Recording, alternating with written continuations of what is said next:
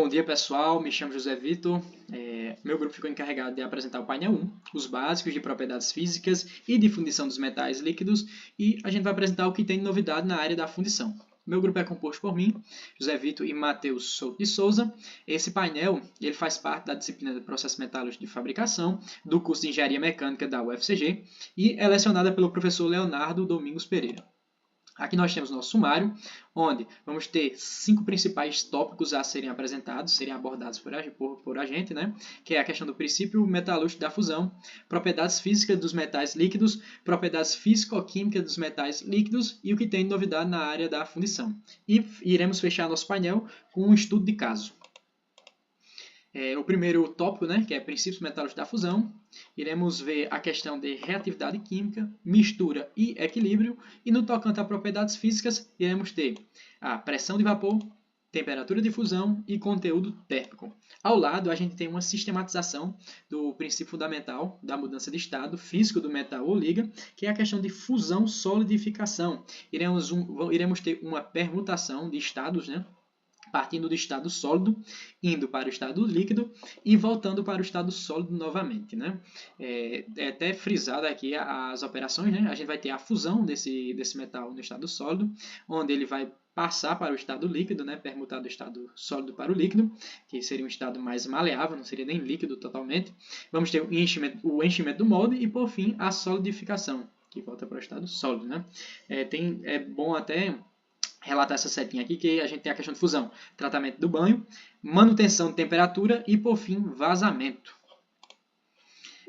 Em relação às propriedades físicas dos metais e propriedades de fundição, a gente dividiu em duas partes, né, para especificar melhor e explicar melhor a cada uma delas. Em relação às propriedades físicas dos metais líquidos, a gente vai ter a organização estrutural das moléculas, viscosidade, que afeta o fluxo do líquido. Posteriormente, alguns slides mais para frente, a gente vai falar bem direitinho dessa questão de fluxo do líquido, né? Que é a questão da fluidez. E vamos ter a questão da tensão superficial, ela vai determinar o comportamento da superfície em contato entre outros meios. Em relação às propriedades de fundição, elas vão explicar o comportamento dos metais líquidos no enchimento de um molde e sua subsequente solidificação e sua influência nas propriedades das peças. Aqui essas imagens são meramente ilustrativas, só para denotar a questão do cadinho, né? Está sendo vertido o metal líquido no molde, só para ilustrativa. Em relação à pressão de vapor dentro do molde, a gente sabe que isso é um problema, né? Ele vai ter a formação de vapor durante a fusão, porosidades e defeitos internos, e reatividade com o molde, e por fim, aumento do tempo de solidificação. Ao lado a gente tem a representação de uma imagem, né?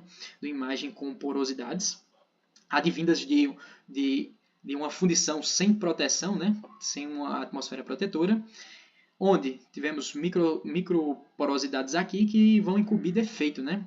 Em relação a essa parte de cima aqui, a parte do rechupe, né? Ela tem a ver com a contração de volume. Na revisão bibliográfica que nós fizemos, vimos que tem muitos artigos, né, que falam desse rechupe aqui, né?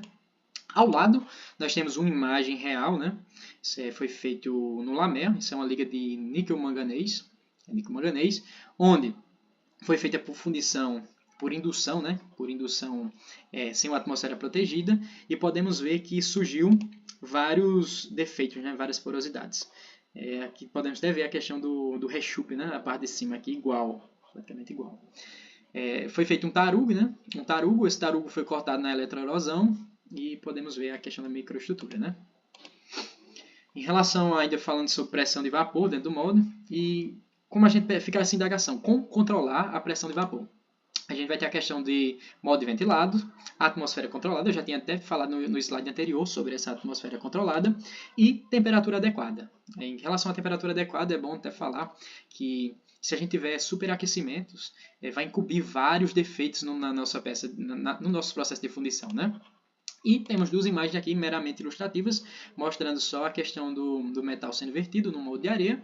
E outra coisa que a gente pode até falar, em moldes de areia seria até interessante a gente poder aumentar essa questão de de saída, né, de escape dos gases para não incubir defeitos, né?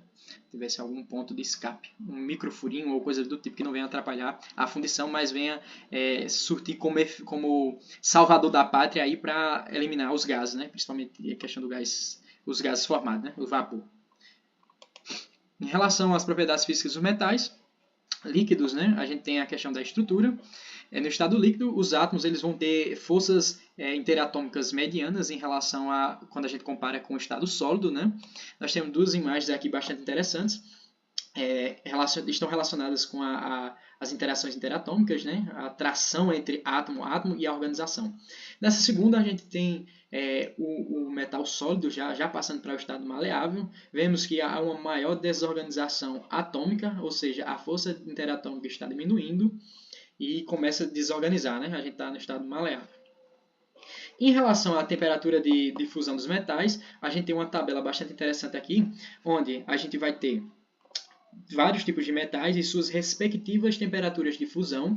É até bom relatar que quando a gente tá falando de temperaturas de fusão diferentes numa liga, a pessoa que está no projeto de fundição tem que se atentar a calcular, ou seja, ver uma forma que todas as temperaturas de fusão, quando você for fundir o material, não sejam atrapalhadas, ou seja, quando eu falar atrapalhar, eu quero falar da questão de superaquecimento. Se a gente colocar uma temperatura bastante elevada, mais alta do que uma temperatura de fusão do elemento da liga, pode ser que ela sofra por conta dessa temperatura elevada, né? Gerando até evaporação dos componentes da liga, né? Ou seja, superaquecimento, temperatura elevada, não é benéfico para a fundição, principalmente quando a gente está trabalhando com ligas que têm temperaturas de fusão diferentes.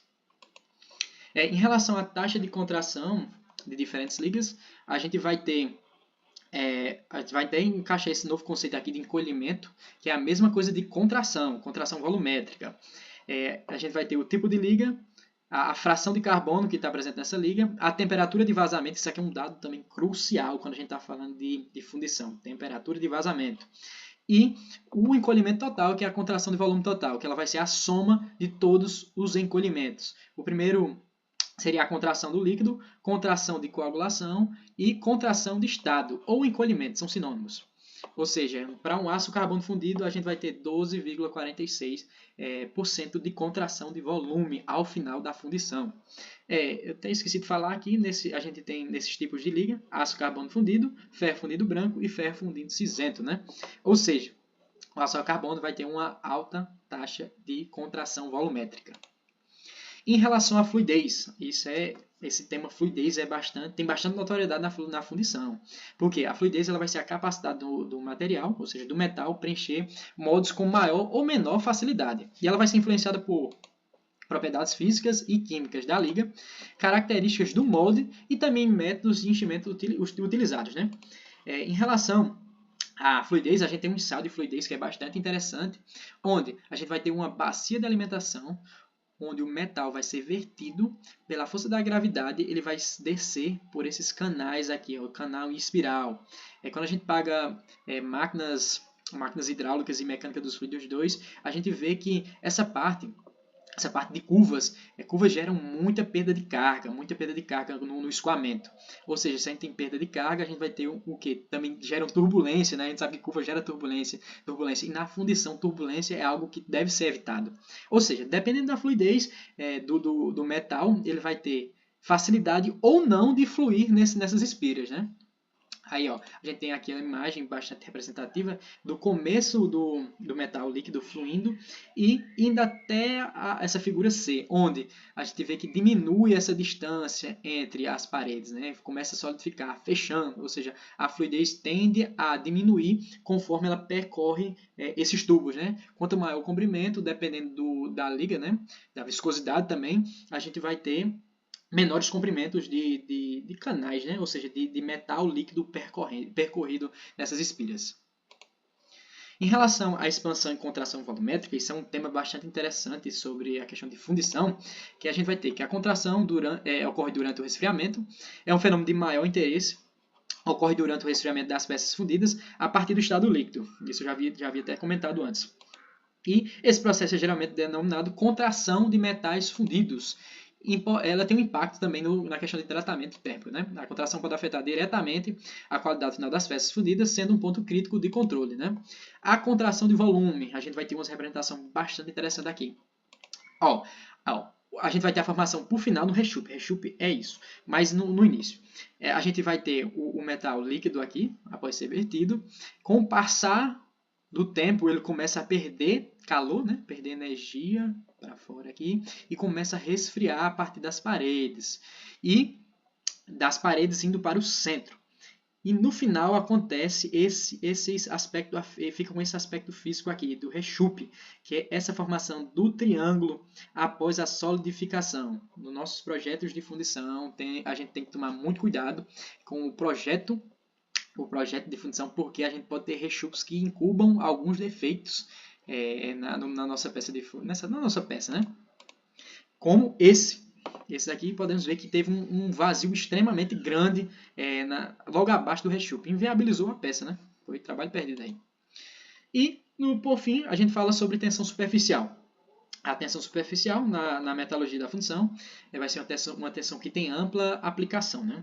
Dando uma definição de tensão superficial, ela vai ser um efeito físico que ocorre na interface entre duas fases químicas e que faz com que a camada superficial do metal tenha uma camada, né, fique com uma membrana elástica. A gente tem aqui essa questão do ensaiozinho que tem no nosso livro-texto e a parte da membrana que eu havia falado, essa membrana elástica, que a gente vai ter duas fases químicas, né?